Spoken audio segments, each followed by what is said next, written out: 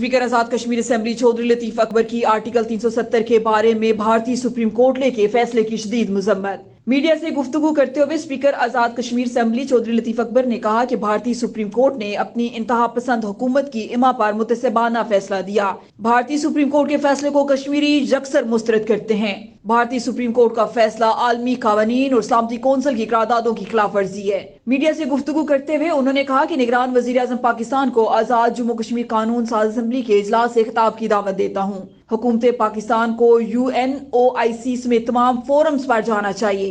आजाद जम्मू कश्मीर कानून साज असेंबली इस मुतसबाना फैसले के खिलाफ भरपूर आवाज उठाएगी। अक़वाम मुत्तहिदा की करारदादों की मौजूदगी में कश्मीर की हैसियत को कोई भी मुल्क यकतरफा तौर पर तब्दील नहीं कर सकता।